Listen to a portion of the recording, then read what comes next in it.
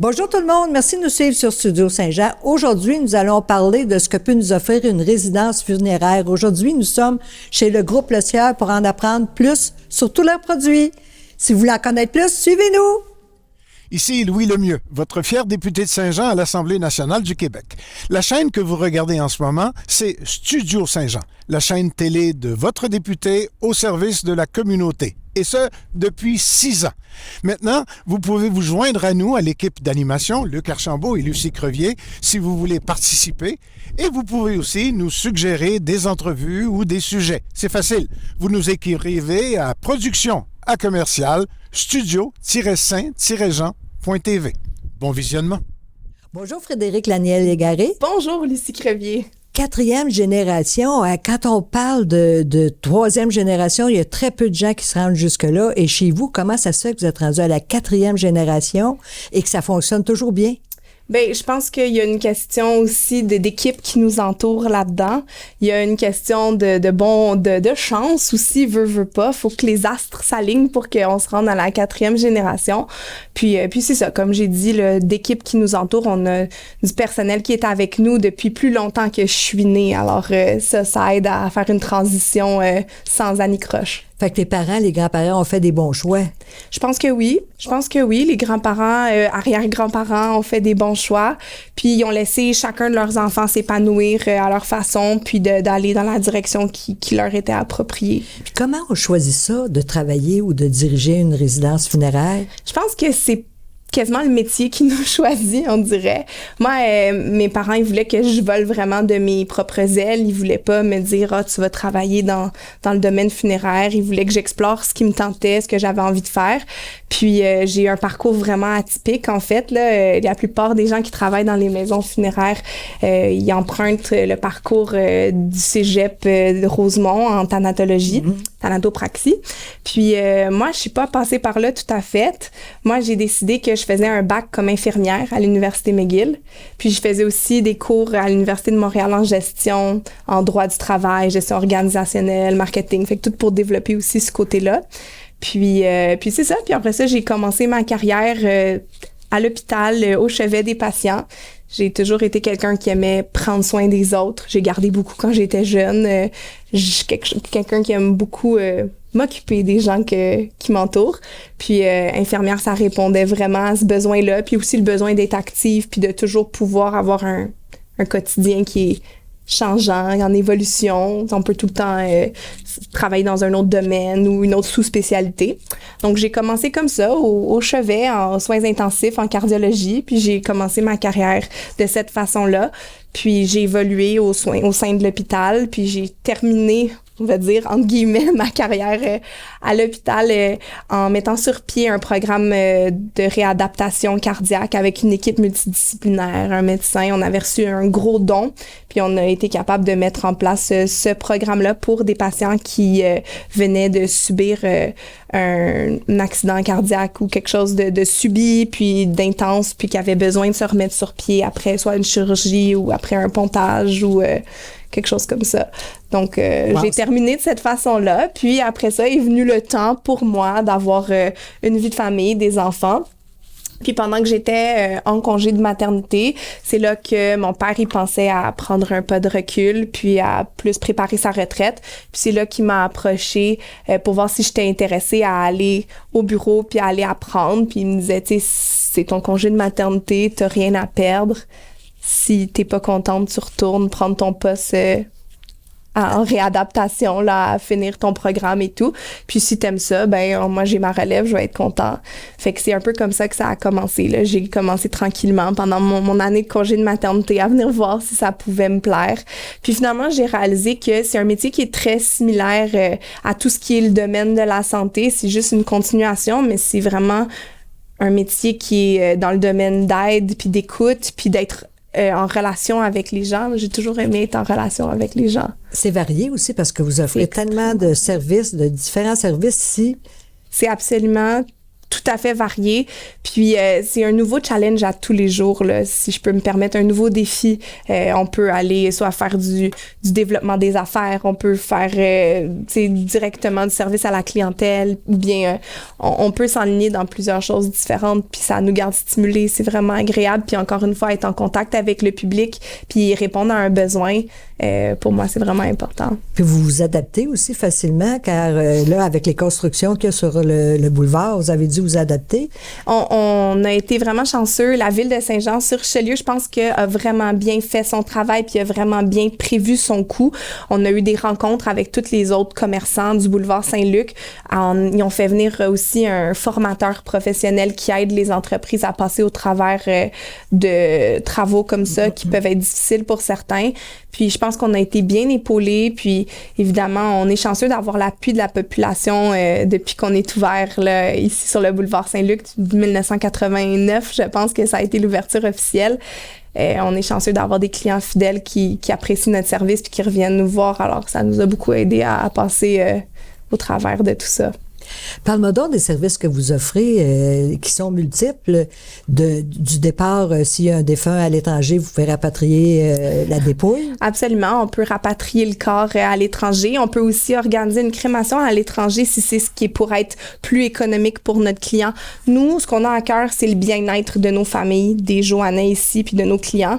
Puis si le client veut faire rapatrier son corps, c'est ce qu'on va organiser pour lui. Si le client, ce qu'il veut, c'est pouvoir rapatrier les cendres seulement puis que ce soit économe, bien, on est beaucoup mieux de s'organiser avec un partenaire à l'étranger pour effectuer une crémation à l'étranger puis rapatrier de cette façon-là les cendres. Mais on s'adapte aux besoins de nos clients puis on est capable d'offrir différents services, que ce soit des funérailles traditionnelles, un des forfaits plus de base avec vraiment seulement l'essentiel, transport de la dépouille, crémation, ou bien quelque chose de beaucoup plus personnalisé avec une cérémonie vraiment sur mesure avec un célébrant qui a parlé de nombreuses heures avec la famille puis qui a écrit un témoignage touchant, avec une chanteuse, un guitariste, un pianiste, peu importe. On offre toutes sortes de services comme ça afin que les familles aient une expérience qui soit le plus positive possible pour passer au travers de leur moment difficile. Oui, puis le traditionnel disparaît de plus en plus, donc il faut réinventer la formule. Oui et non. Je trouve que notre domaine n'est pas un domaine qui change très rapidement. Ça reste un domaine très traditionnel, mais c'est vrai que dans le temps où est-ce que l'Église catholique dirigeait tout au Québec, c'était des rites qui étaient très précis puis qui commencent à être différents de ce qu'on voit aujourd'hui, là, en 2024. Donc, vous pouvez conseiller aussi pour le choix d'un cercueil ou d'une urne. Absolument. Puis, un n'empêche pas l'autre. Ça, c'est quelque chose que les gens ne savent pas nécessairement, mais on peut choisir, surtout dans le cas où est-ce que la personne est victime d'un accident, puis c'est subi un accident de la route ou quelque chose comme ça. C'est conseillé par les psychologues de pouvoir voir la dépouille une dernière fois parce que ça aide vraiment à faire le deuil. On s'attendait pas à ce que cette personne-là parte. C'est très différent de quelqu'un qui est malade pendant des mois à l'hôpital. Donc, il est possible de faire une location de cercueil, d'être exposé dans un cercueil de location. Et après ça, d'être incinéré puis de terminer avec les cendres de toute façon. Donc, un n'empêche pas l'autre. On peut offrir des solutions personnalisées pour tous les besoins. Puis, c'est ça. C'est vraiment à l'image de ce que le client recherche, là. Vous pouvez aider aussi légalement la personne endeuillée? Oui, c'est vraiment notre travail. On essaye vraiment d'amener les clients le plus loin possible dans leur démarche gouvernementale. On en fait le plus possible pour eux. Ce qui est important de savoir, c'est que on peut pas faire tout à la place du client. Moi, légalement, j'ai pas le droit d'appeler Hydro-Québec à sa place pour faire annuler le service d'électricité pour lui. Alors, quand on parle de services d'accompagnement, faut pas se faire vendre de l'air. Faut savoir que on peut vous guider, on peut vous dire quoi faire, mais légalement, il y a des choses qu'on n'a tout simplement pas le droit de faire à la place de quelqu'un d'autre. Par contre, le conseiller, l'épauler, l'accompagner, le supporter, c'est 100% ce qu'on fait à tous les jours, là. Puis vous pouvez conseiller le notaire aussi? Absolument. On a des partenariats ici avec GLR Notaire, entre autres. C'est notre partenaire pour la région de Saint-Jean-sur-Richelieu. C'est une équipe avec des notaires spécialistes en succession. Ils ont toute une équipe qui ne font que de la succession. Puis, on peut vous mettre en contact avec un notaire qui vont vraiment pouvoir vous épauler, ou vous pouvez choisir votre propre notaire. Ça reste encore une fois le choix du client. Les notaires, on a nos partenaires Leurs Photos, qui sont juste à côté, qui sont des spécialistes dans leur domaine puis qui font vraiment un beau travail. Parlez-moi un peu des tâches légales liées au décès. Avec plaisir. Dans le fond, nous, ce qu'on a le droit de faire légalement pour accompagner nos familles, c'est de faire la déclaration du décès auprès du directeur de l'État civil. On a le droit aussi de faire la demande de la prestation de décès qui est de 2500 $ auprès de la Régie des rentes. Si les gens sont refusés pour cette prestation-là de décès parce qu'ils n'ont pas travaillé 10 ans dans leur vie ou pour autre raison, là, après ça, on peut les aider auprès du ministère de la Solidarité sociale, dans le fond, auprès du bien-être social pour faire venir cette somme d'argent-là s'ils sont refusés à la Régie des rentes. Donc ça, c'est des choses qu'on fait d'emblée pour notre clientèle. Puis après ça, on va essayer de vraiment les diriger vers les autres professionnels appropriés pour régler leur succession, comme le notaire. Ouais. Donc, nous, ici, à Saint-Jean, on a un partenariat avec GLR Notaire. Eux, ils ont toute une équipe qui sont spécialisés en succession. Donc, on peut référer vers GLR Notaire, puis laisser les professionnels s'occuper de la recherche testamentaire, d'établir les actifs du client, mais ça, c'est toutes des choses de notaire que eux font parce que c'est dans le cadre de leurs activités. Mais nous, ça nous fait plaisir de guider nos familles le plus possible pour qu'ils n'oublient rien, de leur faire penser à l'assurance vie, pas oublier de vérifier s'il y a une assurance vie. Des fois, avec le travail, on le sait pas, mais il y avait une petite assurance vie quand même de 5, 10, 15 000 $ qui était d'emblée pour tous les employés. C'est pas quelque chose de particulier pour lequel le défunt ou la défunte a appliqué, mais ça venait avec son travail. Donc ça, on va lui rappeler de pas oublier ça. Des fois, il y a des gens qui ont utilisé leur carte de crédit toute leur vie puis qui ont accumulé pour des centaines de milliers, voire des millions de points. Ça a une valeur, ça aussi. Il faut pas oublier, avant de fermer le compte de la carte de crédit, d'aller réclamer ces points-là. Parce que si on ferme la carte de crédit, on laisse potentiellement des milliers de dollars sur la table qui sont en forme de points, mais qui peuvent être utilisés pour faire des dépenses puis toutes sortes d'autres choses comme ça. Les comptes d'hydroélectricité, faire les impôts du défunt, avoir recours à un planificateur financier. Ça aussi, on peut les guider vers quelqu'un qui est un expert pour gérer les fonds dans le compte de succession. Donc, vraiment, on a une solution à tout. Puis, on aime beaucoup travailler avec des partenaires locaux puis qui sont des spécialistes dans leur domaine. Là, on clame pas qu'on est spécialiste de tout. On est spécialiste du monde funéraire, mais on a établi des bons partenariats avec beaucoup de partenaires qui sont excellents dans ce qu'ils font. Puis, on a toujours une solution pour nos familles. Donc, par contre, on laisse le choix à nos familles. Si les gens ils ont déjà leur propre solution en main, on est content pour eux, puis on peut les accompagner là-dedans aussi. Pratiquez-vous l'aquamation? Non, nous, on a choisi de ne pas pratiquer l'aquamation. C'est un sujet qui est assez controversé parce que les publicités qu'on voit à la télévision sont très c'est écologique, c'est ci, c'est ça.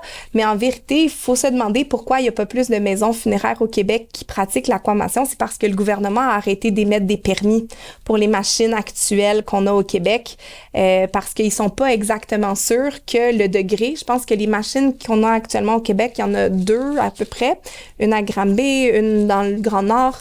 Les machines chauffent le défunt dans un tube cylindrique, dans une solution alcaline à 96 degrés Celsius. Puis, quand ils rejettent les déchets du corps humain dans les égouts, ils sont pas encore certains que ça pourrait pas être néfaste pour notre biodiversité, puis dans les cours d'eau, puis tout ça, ou à l'usine de traitement d'eau.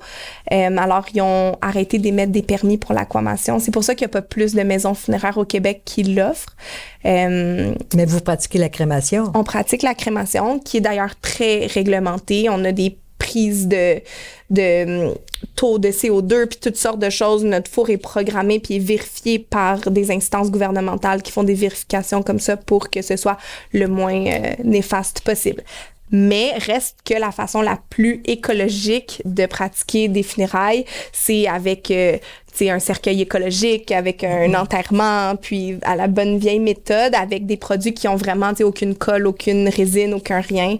Pas de peinture. Pas de peinture, pas de vernis, exactement. C'est le genre de façon de rendre ça le plus écolo possible. Oui. Par contre, on offre beaucoup de produits écologiques. On a des urnes biodégradables. On essaye d'offrir vraiment, si le client ou la famille a une fibre écolo, oui. On a tout pour le servir là-dedans, puis l'accompagner pour respecter ses valeurs. Aussi, si on peut avoir un goûter, si on veut, on n'est pas obligé de se déplacer. Non. Le principe, en fait, des complexes funéraires au Québec, c'est mon grand-père qui l'a introduit dans les années 70. Avant ça, c'était traditionnel d'aller à l'église, puis après ça, d'aller au salon ou bien dans la maison du défunt. Dans le temps, là, on allait faire la veillée funéraire pendant 3 jours à la maison du défunt. Maintenant, après ça, mon grand-père a décidé qu'il instaurait les super complexes funéraires où est-ce que les familles pouvaient tout faire à la même place. Puis ici, dans notre maison du boulevard Saint-Luc, c'est ce qu'on permet de faire aux clients. On a une chapelle dédiée. Donc, on peut aller se recueillir dans une pièce complètement différente. On a plusieurs salons pour recevoir des condoléances. Puis, on a plusieurs salles de réception après ça pour un peu changer l'atmosphère puis finir sur une note peut-être un peu plus festive puis un peu plus légère. Oui, c'est plus agréable aussi en hiver quand il fallait se déplacer. Absolument. C'était assez désagréable. Recevez-vous des gens de d'autres confessions? Oui, on en reçoit, mais encore une fois, des fois, il faut qu'on fasse affaire avec des sous-traitants qui sont spécialisés selon la religion ou selon les désirs de la personne. Donc, c'est pas un problème. Vous avez vraiment un service extraordinaire, puis je vous félicite. Vous êtes toute jeune, puis c'est toute une belle réussite. C'est gentil, je vous remercie. Je me sens très choyée, très chanceuse. Je suis bien épaulée et par mes parents et par l'équipe qui est ici en place, comme je vous dis, des fois depuis plus longtemps que j'existe moi-même. Alors, j'ai l'appui de mon équipe, puis je leur en ai très reconnaissante. Merci beaucoup. Merci à vous. Merci tout le monde. Surtout, n'hésitez pas si vous avez besoin d'informations. Vous voyez comment les gens sont agréables ici. On se revoit à la prochaine. Ici Lucie Crevier pour Studio Saint-Jean.